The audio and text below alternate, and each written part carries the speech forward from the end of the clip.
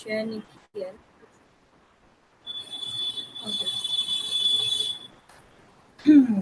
So students, first of all, I will like to discuss on one thing कि there are n number of numerous platforms जिस पे आप तैयारी कर सकते हैं IPGT की और कॉम्पिटिटिव एग्जाम की। Now the thing comes to why gang homeo. Gang homeo ही क्यों हमें सिलेक्ट करना चाहिए? क्योंकि point number one is this कि भाई ज़्यादा सिलेक्शन जहाँ से हो, है ना, तो उस पॉइंट को हम लोग अगर देखें तो ज़्यादा से ज़्यादा सिलेक्शंस देने वाली एक ये संस्थान है गैंग होमियो। ठीक है, ऑनलाइन प्लेटफॉर्म है, ऑनलाइन क्लासेस होंगे। मोर ओवर एक एडिड फीचर इस बार है जो हम लोग डेवलप कर रहे हैं भाई कि अगर आप बाय एनी चांस, भाई ऐसा तो नहीं है ना कि आप मंडे से लेके सैटरडे तक घर ही पे बैठे हैं, किसी का क्लिनिक है, कोई और कॉल है, तो you can definitely have the recorded sessions also. Okay. चौथी चीज, एकदम इसमें जो मैं तो अपना तो बता सकती हूँ एंड बाकी टीचर्स का भी मैंने देखा है, एकदम टू द पॉइंट। लाइक जहाँ से क्वेश्चंस उठाए जाते हैं वो पॉइंट्स कवर करने की वजह से जब लास्ट मोमेंट पे आपको रिवीजन करना होता है तो देयर इज नो हसल। ठीक है, I have been with the in connection with the students और वो यही बोलते हैं कि भाई मैम ऐसा रहता है ना कि जो आप लोग के वो रहते हैं पावर पॉइंट प्रेजेंटेशंस या फिर उसको बस एक बार रिवाइज कर लेने से ही हो जाते हैं। ठीक है, अभी ऐसा टाइम नहीं है। देखो पैथोलॉजी को ही ले लें अगर हम लोग, तो ऐसा टाइम नहीं है कि मैं आपको बताऊं कि माइटोकॉन्ड्रिया का फंक्शन क्या है बच्चों, लाइसोसोम पढ़ लो, राइबोसोम पढ़ लो, है ना। it is a time when you have to focus on the high yields। ठीक है, एकदम डायरेक्ट टू द पॉइंट बात करना चाहिए और क्वेश्चंस भी सॉल्व करने चाहिए। जैसे मेरा मेरा एक फॉर्मूला है कि गैंग होमियो के आप जो क्वेश्चन ये लेक्चर अटेंड करते हैं, आप एक सब्जेक्ट वाइज बुक परचेज कर लीजिए। ठीक है, कोई भी, बहुत सारी हैं बुक्स सब्जेक्ट वाइज एमसीक्यूज की। Now what you have to do कि जैसे आज हमने आपको सेल्यूलर पैथोलॉजी पढ़ा या जितना भी आपने पढ़ा, just go and solve the questions directly. ठीक, उसमें क्वेश्चन सॉल्व करिए तो काफी सारे इस इधर से जो पॉइंट्स आपने कवर किए उधर आपको मिल जाएंगे और जो नहीं मिलेंगे एक्स्ट्रा आप ऐड कर लीजिए अपने नोट्स में। बात ही खत्म, आपको टेक्स्ट बुक पढ़ने की कोई जरूरत नहीं। आप डायरेक्टली, क्योंकि टेक्स्ट बुक आप पढ़ चुके हो, वो बहुत लेंदी है। एक कंपटीशन के बाद जब आदमी दूसरा ईयर ड्रॉप करता है तो उसको लगभग बस 6 से 7 महीना मिलता है। उसमें भी फैमिली के कॉल्स अगर हो गए तो 6 ही महीना या 5 ही महीना मानिए। अब उसमें पूरी टेक्स्ट बुक तो आदमी नहीं पढ़ सकता, उसके ऊपर तो कोई रिलाय नहीं कर सकता कि पूरी टेक्स्ट बुक हम पढ़ें। तो हाई यील्ड्स ही बनते हैं और सबसे ज्यादा प्रैक्टिस की जरूरत है। तो अगेन गैंग होमियो में आपके पास टेस्ट सीरीज है, उसको आप प्रैक्टिस करिए। आप आराम से क्लास अटेंड करिए, कुछ बुक्स रखिए उनसे प्रैक्टिस करिए, दैट इज ऑल। एकदम क्लियर क्रिस्प नॉलेज रखिए और उसी पे आप वर्क करिए। This is the motivation and I think this is the reason why you people should prefer joining this class. Okay, coming to pathology, pathology से लगभग अगर कोई उसमें बात करें डायरेक्टली क्वेश्चन तो बहुत कम आता है कि आप बोल दो कि ये पैथोलॉजी का क्वेश्चन है। बेसिकली पैथोलॉजी से इंटरलिंक्ड इंटीग्रेटेड क्वेश्चन अब आते हैं कि उसमें पैथोलॉजी पीएम मिक्स रहेगा। ठीक है, तो one should have a thorough knowledge about pathology. ठीक है, तो one of the most important topic being cellular pathology. एक सेल होती है, ठीक है, most basic structural and functional unit of the body is cell. Okay, तो for the sake of surviving the stress hormones का या फिर कोई भी उतार चढ़ाव हो रहा है बॉडी में, उसके स्ट्रेस को सरवाइव करने के लिए इन्वायरमेंट्स में एडजस्टमेंट करती हैं सेल्स और उनमें होते हैं सेल्यूलर अडेप्टेशंस। ठीक है, तो अब जैसे मान लीजिए कोई फिजियोलॉजिकल नीड्स हैं, ठीक है, जैसे आप हैं, अब आपके घर में केवल आप हैं अर्निंग मेंबर और आपके पास स्पेंड करने के लिए 8 से 10 स्लॉट्स हैं कि यहाँ देना है, यहाँ देना है, यहाँ देना है। तो केवल एक जॉब करके आप बैठोगे? नहीं, आप जॉब करने के बाद शाम में एक्स्ट्रा ड्यूटी करोगे, रात में आप हो सकता है कुछ और एक्स्ट्रा पढ़ो पढ़ो लिखो या लेक्चर्स दो, या मतलब आप 3-4 साधन बनाओगे कमाई का। मतलब आप इन्वायरमेंटल स्ट्रेस के कारण अपने आप को नीड्स को सेटिस्फाई करने के लिए अपने आप को डाइवर्स करते हो, है ना? सिमिलरली जब बॉडी में देखो जो डायग्राम बना है, नॉर्मल सेल जो होती है जब वो स्ट्रेस में रहती है या डिमांड बढ़ जाती है बॉडी के अंदर, बहुत सारी ऐसी सिचुएशन है। कौन सी ऐसी सिचुएशन डिमांडिंग इन नेचर हो सकती है जिसकी वजह से सेल अडेप्ट करे? Any example? Yes students?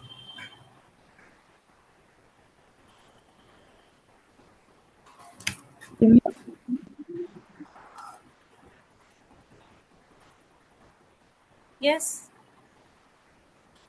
बताइए डॉक्टर तान्या सिंह, आप बताइए कौन सी ऐसी सिचुएशन हो सकती है आपके माइंड में जिसमें सेल को अडेप्टेशन करना पड़े? कौन सी ऐसी सिचुएशन हो सकती है जो आपकी मैम बॉडी की हाई सेल एल्टीट्यूड पे अगर कोई जा रहा है, अगर उसका मतलब चेंज हो रहा है सराउंडिंग, तो उसमें उसको क्या चेंज हो क्या? सकता अच्छा, है। ये जो बता रही हैं, देखिए ऐसे अगर आप लोग इंटरव्यू में जवाब देंगे ना, तो जैसे इन्होंने बताया हाई ऑल्टीट्यूड वाला, प्रेगनेंसी में। अब इससे आप पे वापस क्वेश्चन जाएगा। अब आप उसे वो पूछेगा कि अच्छा, अगर हाई ऑल्टीट्यूड पे अडेप्टेशन होता है तो अब आप हमें बताइए कि एक्लिमेटाइजेशन क्या होता है कि नहीं? एक्लिमेटाइजेशन होता है वो टेम्पररी एडजस्टमेंट जो बॉडी बनाती है, ठीक है? और मैम अडेप्टेशन क्या है? लाइक मैम मैं हाइपरप्लेशिया ऐसे बोलना चाहती हूँ, मेटाप्लेशिया। जैसे अगर राजस्थान में कोई रह रहा है, ठीक है, और हम्म, अगर उसको कश्मीर में शिफ्ट होना है, किसी पर्सन को, तो फिर उसकी सेल अडेप्ट करेगी उसके सराउंडिंग। तो क्या मैम लाइक करेगी वो sir? Temperature, pH, mechanical stress या फिर कोई मैम हार्मोनल नहीं, सिग्नल। Pregnancy ma'am. प्रेगनेंसी, बिल्कुल सही बात है। Ma'am pregnancy, increased demand, there is increase in number of cells like hyperplasia, हाँ hypertrophy. बिल्कुल, हाइपरट्रॉफी, कोई, मेटा। हाँ बिल्कुल, बिल्कुल ठीक है। प्रेगनेंसी ऐसा स्टेज है जिसमें बॉडी की सेल्स को अपने आप को एक्सपैंड करना पड़ता है, हाइपरट्रोफी करना पड़ता है ना? और हाइपरप्लेशिया करना पड़ता है, ठीक है? ये सब टर्म्स अभी आगे आएंगे, ठीक है? तो सेल्स के नंबर का इंक्रीज करने को अलग टर्म है, सेल्स की साइज को इंक्रीज या डिक्रीज करने का अलग टर्म है, ठीक है? तो ये हो गई स्ट्रेस की बात या इंक्रीज्ड डिमांड पे, तो सेल अडेप्ट कर गई। लेकिन अब अगर इंजूरियस स्टिमुलस कोई आ गया, for example, for example mechanical stress like repeated chemical or irritations.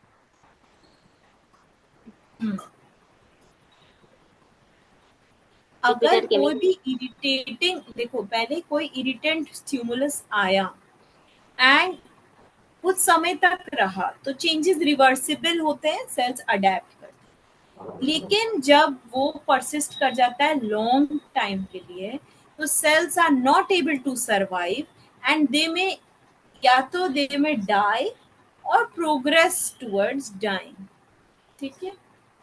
जैसे मान लो कोई डिस्प्लेशिया हुआ है, ठीक? अब डिस्प्लेशिया, ये एग्जाम्पल आप नोट कर सकते हैं।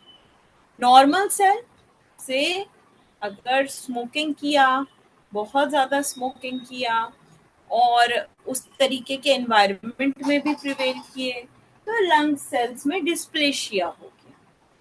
लेकिन इनएबिलिटी टू अडेप्ट जो दिया है ना डायग्राम में, अडेप्टेशन और सेल इंजरी के बीच में, वो नहीं कर पाने की वजह से और रिपीटेड रिपीटेड स्टिमुलस आने की वजह से वो कार्सिनोमा इन सीटू में कन्वर्ट हो सकता है, ठीक है?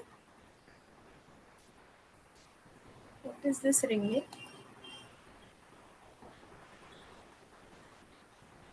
Is anything ringing? Niharika, what is ringing? No, ma'am, not at my end. I cannot hear anything. It's fine. So adaptation का यही मतलब है कि आपको अडेप्ट अगर नहीं कर पाता है कोई भी सेल, तो वो कार्सिनोमा इन सीटू में कन्वर्ट हो जाता है। ठीक है, तो सर्वाइवल ऑफ द फिटेस्ट के बारे में तो आप लोग को पता ही है कि जो सबसे फिट होगा वही हिट होगा, है ना, जो डार्विन का थ्योरी है। तो सेल्यूलर अडेप्टेशन कैसे कैसे होते हैं? 5 तरीके के सेल्यूलर अडेप्टेशन होते हैं: atrophy, hypertrophy, hyperplasia, metaplasia, and dysplasia. Okay. Okay. Now, what is atrophy?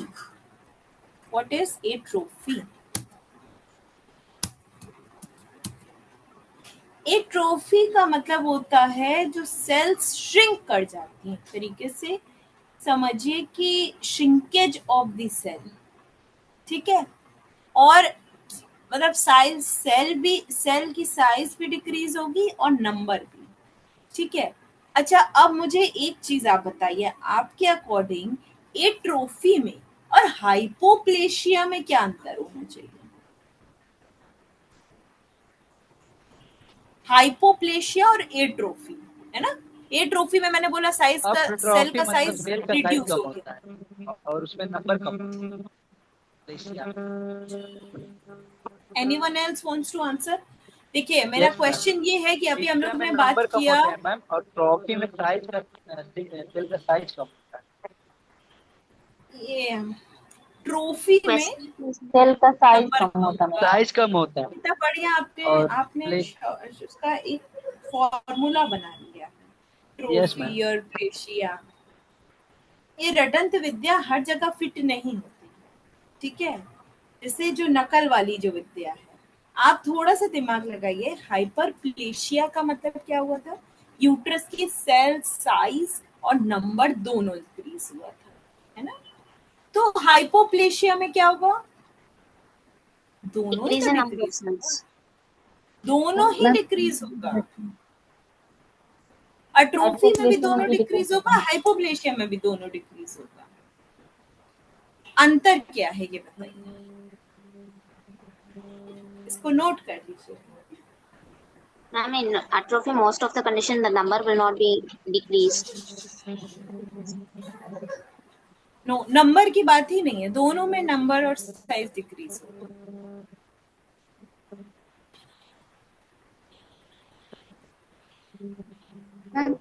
Incomplete formation होगा टिश्यू और ऑर्गन का हाइपोप्लेशिया में। some points of your is correct. देखिए, hypoplasia is a term that will be used for developmental problem. Developmentally hypoplasia है। Now you are getting the point. किसी का हाँ, under developed का पैथोलॉजिकल वर्ड है हाइपोप्लेशिया।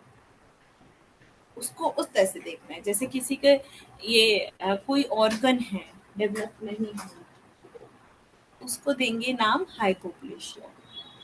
Where as atrophy का मतलब हुआ development was good but reduction in the size, reduction in the numbers due to failure of the organ, है ना।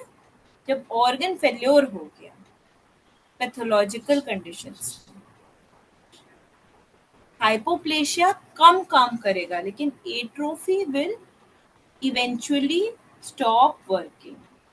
Okay, this is the difference. तो एट्रोफी का मतलब हुआ सेल साइज और नंबर दोनों डिक्रीज हो गया, और इस तरीके के इसके एग्जाम्पल्स हो गए। ठीक है, अब इसके अलावा और कुछ इसमें पूछना आप लोग को? Okay, now coming to hypertrophy. Hypertrophy refers to the increase in the cell size. Okay, तो इनलार्जमेंट होता है ऑर्गन का। सबसे पहली बात, वो ऑर्गन इनलार्ज हुआ और साइज जो है सेल की इंक्रीज हुआ, नंबर इंक्रीज नहीं। ओके, तो अब ये कैसे हुआ? कि नंबर जब वो एक तरीके से समझ लीजिए उसमें हवा भर दी गई उस ऑर्गन में, ठीक है। हवा भरने से बैलून में क्या उसमें बैलून्स ऐड होते हैं? नो, बैलून एक ही रहता है। हवा भर जाती है तो साइज इंक्रीज हो जाता है, हवा निकल जाती है साइज डिक्रीज हो जाता है। Hypertrophy is similar to feeling of air in the balloon, ठीक। जैसे हम लोग ने ग्रेविड यूट्रस